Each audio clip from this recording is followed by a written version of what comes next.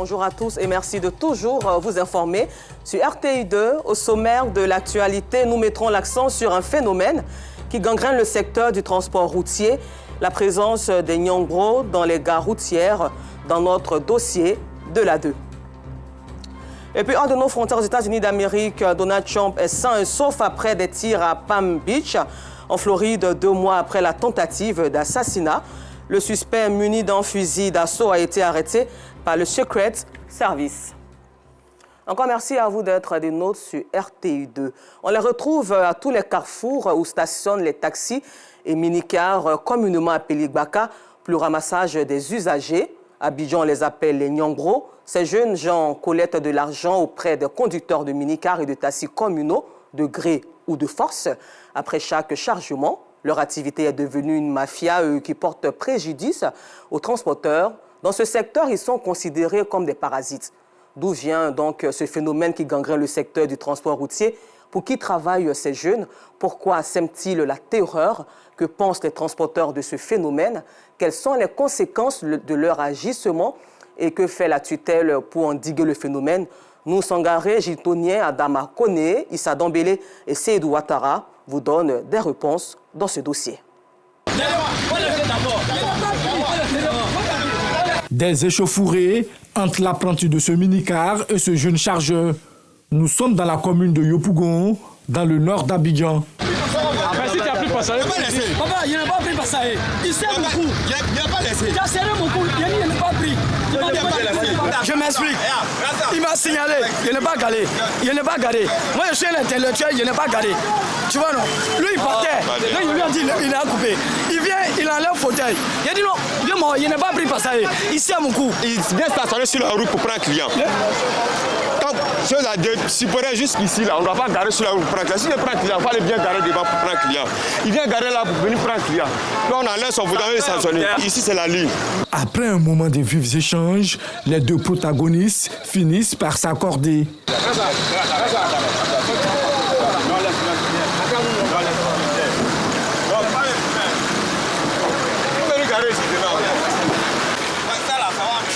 Ce chargeur est bien connu des conducteurs sur cette ligne de minicar communément appelée Gbaka. C'est au carrefour Sipores qu'il exerce son activité. On est là, on a les dévanciers, les présidents et tous les syndicats de Yopougon. Une seule personne ne peut pas travailler là tous les jours parce que c'est fatigant. De 6h à 22h, donc c'est fatigant. Donc moi, il y a 3 jours de travail. Mon collègue aussi, dans la semaine, mon collègue aussi, lui, il a 4 jours de travail. Je suis payé au bureau pour ce que je suis en train de faire. Des jeunes comme lui, on en trouve à tous les carrefours où stationnent les minicars et taxis communaux pour le ramassage des usagers. À Abidjan, on les appelle Nyambro. On charge au banco, on vient charger les Gbaka. Chaque soir, c'est bon, s'il n'a pas fait la pareille, je vais rentrer 7 000, 5 000. Ces jeunes obligent les conducteurs à leur verser de l'argent après chaque chargement.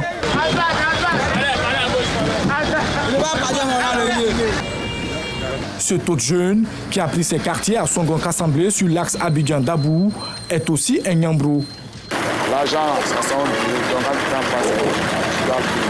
Il ne pas beaucoup, ça dépend des passagers, même les passagers qui prennent. Son mode opératoire pour se faire payer la violence. Rien que la violence.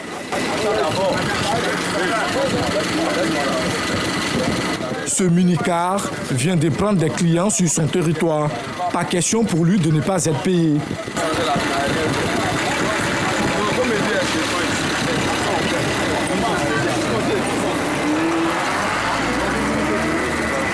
Cet abus, les conducteurs de minicars et leurs apprentis le vivent au quotidien. Victimes d'agressions et d'humiliations de tout genre, ils ne cachent pas leur colère face à ce phénomène qui gagne du terrain. Je ne peux pas comprendre que lorsque vous venez au service, des gens qui ne sont pas légaux viennent tendre la main pour prendre de l'argent avec vous sans motif. Et quand vous refusez de donner, ça devient la bagarre, soit on vous agresse, soit ils vont immobiliser votre voiture. Donc pour moi, le système Nyambro, c'est un système de banditisme pour venir appauvrir le chauffeur. À Djamé, là, c'est la merde, les gars du parti. Parce que chaque 100 mètres, à Djamé, il y a un Nyambro, il y a un syndicat. Tous les carrefours, il y a des clients, il y a des syndicats qui s'installent là-bas. Donc ça fait qu'à Djamé, en tout cas, c'est pas facile. Il s'agit sur nos recettes. Ousmane, conducteur de minicar dans la commune de Bingerville, a plusieurs fois fait les frais de la barbarie de ces jeunes Nyambro. Ça fait presque 5 ans que j'ai subi les agressions de Nyambro avec mes collaborateurs et membres de notre structure de conducteurs. Les agressions physiques, soit avec armes blanches, des gourdins, casser bras ou bien pieds, tout ça, poignarder. La première agression que j'ai eue, c'était la hanche. Ils ont essayé de m'enlever en pleine journée. Donc, quand je luttais, parce qu'ils ont voulu me mettre dans un véhicule pour partir à moi. J'ai lutté pour ne pas monter dans la voiture. Donc, moi, j'ai reçu un choc là. Je suis tombé. Moi, j'ai perdu connaissance. Ça, c'est en 2019 même. Donc, quand ils ont pris peur, ils sont partis. Moi, je suis resté couché. Et les nombreuses plaintes déposées n'ont pas eu de suite jusqu'à ce jour. Le nombre de plaintes que nous avons portées à Bingerville, on ne peut même pas compter. Quand on prend de 2019 jusqu'en 2023. C'est à partir de 2023 qu'on a arrêté de porter plainte à Bingerville. On allait maintenant porter plainte auprès du procureur. Parce que toutes les plaintes qu'on a portées à la gendarmerie et à la police à Bingerville, rien n'a allé quelque part. Mais alors, pour qui travaillent ces jeunes? Difficile de trouver une réponse auprès de nos interlocuteurs. Nous effectuons un tour à Djamé, à la coordination nationale des gares routières de Côte d'Ivoire. Pour Adama Touré, le président, les Nyambro exercent leur activité avec la complicité des responsables des organisations syndicales.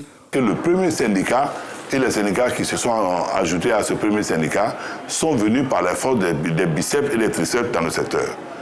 Et donc ces différents bagarres ont donné naissance à des petits sous-groupuscules de personnes violentes aussi souvent et souvent modérées pour certains quartiers, mais ma foi, qui a un seul but et un seul objectif, c'est d'avoir de l'argent. Comment avoir cet argent, légalement ou illégalement, ce n'est pas leur problème, mais ils doivent avoir de l'argent. Pas question d'associer ces jeunes aux organisations syndicales, retorque Drissa Konaté, président des transporteurs d'Anyama. Il y a un syndicat qui n'a rien à voir avec Nyambro. Qu'est-ce qu'il y a Nyambro? Il voit quelqu'un qui vient m'aider à charger ma voiture. C'est là que Nyambro est venu. Il n'y a pas de syndicat, c'est les individus qui sont là. On dit viens m'aider, on va charger la voiture. Donc c'est ça qui a créé Nyambro. Chez nous ici, à Nyama, il n'y a pas de Nyambro. C'est-à-dire que tout le monde est identifié ici chez nous. Que ce soit au niveau des motos, que ce soit au niveau des gros camions, que ce soit au niveau des minicars, en tout cas même les cars, et tous les travailleurs sont identifiés. Dans le secteur, plus de 300 organisations syndicales y travaillent. Selon une étude menée par la Banque mondiale en collaboration avec la Coordination nationale des gares routières, ce sont des millions de francs CFA qui sont prélevés quotidiennement aux transporteurs par ces organisations. Les gens croient que le syndicalisme est basé seulement sur la vente des tickets. La vente des tickets n'est pas importante parce que vous vendez un ticket par jour.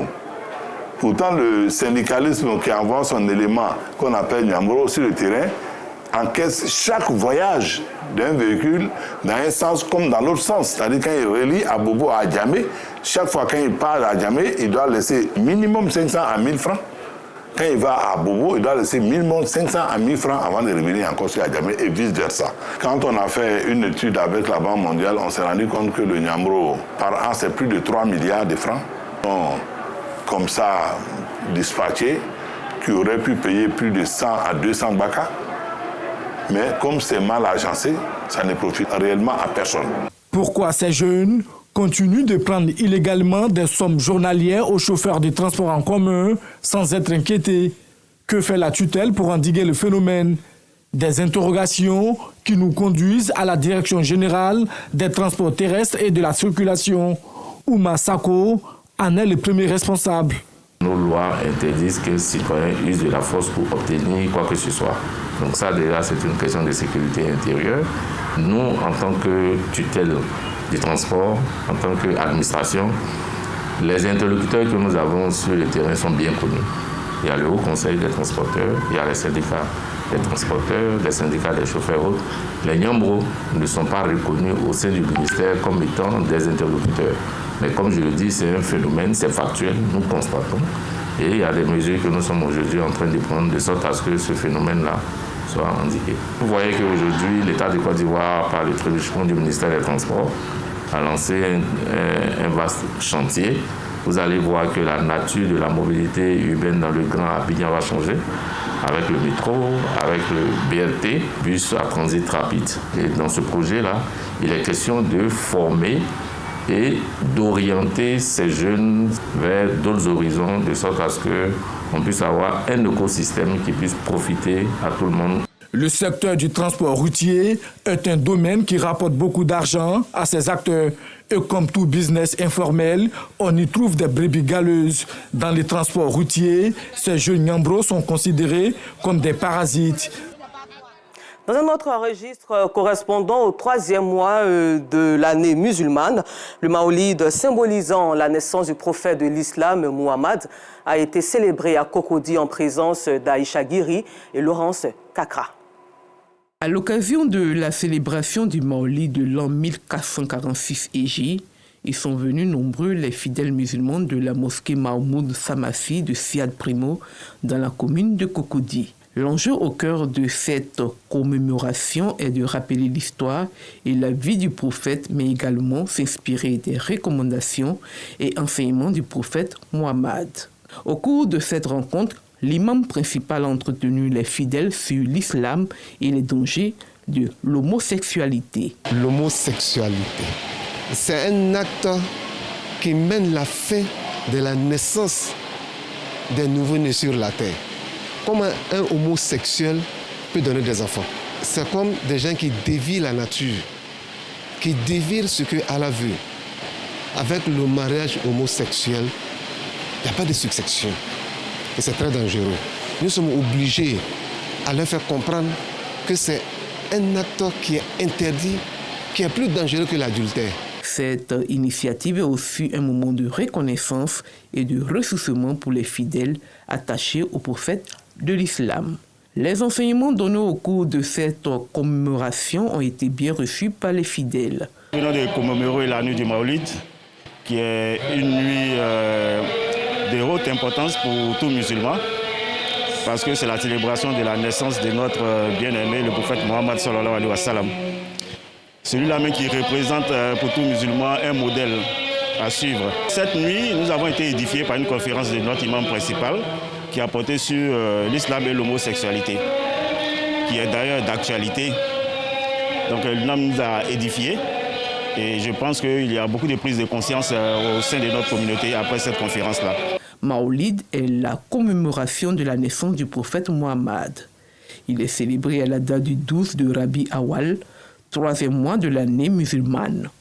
Pour le vivre ensemble harmonieux, des actions de promotion d'unité, de fraternité et de solidarité sont multipliées en vue de consolider le climat de paix en Côte d'Ivoire. La musique gospel chantée en langue ethnique baoulé a désormais un visage emblématique, celui de Maestro Philippe. Artiste chantre depuis 10 ans maintenant. Il organise un concert qui se tiendra par la culture de Trècheville le 8 décembre prochain. En prélude à ce concert, Maestro Philippe a tenu une conférence de presse pour présenter les éléments clés de ce concert. C'était le samedi 14 septembre en présence de Bienvenue Kwao et Adam Akone. Qu'est-ce que je pourrais dire si ce n'est dire merci à Dieu?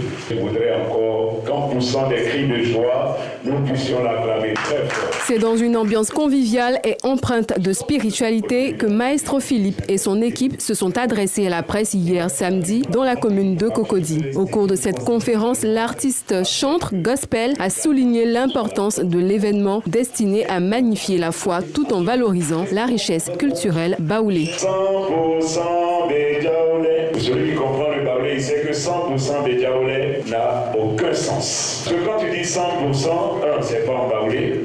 Bédiaoulé, ça veut dire quitter. De retour au village, j'ai donc vu les parents et je leur ai dit, je vais promouvoir ce chant à nouveau pour qu'on entende les paroles, pour qu'on vive les paroles. Prévu pour le 8 décembre prochain, Maestro Philippe tient à faire de cette date un moment inoubliable pour tous les mélomanes sans distinction de religion. Avec 3 albums à son actif, il invite tous les croyants à se joindre à lui pour un moment de louange et d'adoration.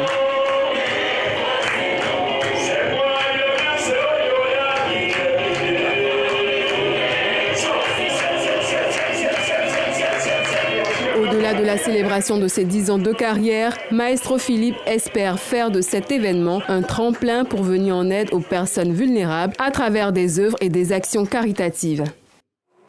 En de nos frontières, il y a un an, le 16 septembre 2023, les régimes militaires putschistes du Mali, du Burkina Faso et du Niger adoptaient la charte de l'IP-TACO-Gourma et créaient l'Alliance des États du Sahel, l'AES, avec pour but affiché de combattre ensemble les groupes armés présents sur leur territoire respectif. Aujourd'hui, l'Alliance est devenue une confédération avec un périmètre d'action élargi. Et puis terminons ce temps d'information aux États-Unis d'Amérique où Donald Trump sain et sauf après des tirs à proximité de lui à Palm Beach en Floride, 2 mois après la tentative d'assassinat. Un suspect muni d'un fusil d'assaut a été arrêté par le Secret Service à proximité du parcours de golf du milliardaire Donald Trump. Encore merci à vous de nous avoir suivis sur RTI2. L'information revient à 19h30 avec Guy-Michel Ablé.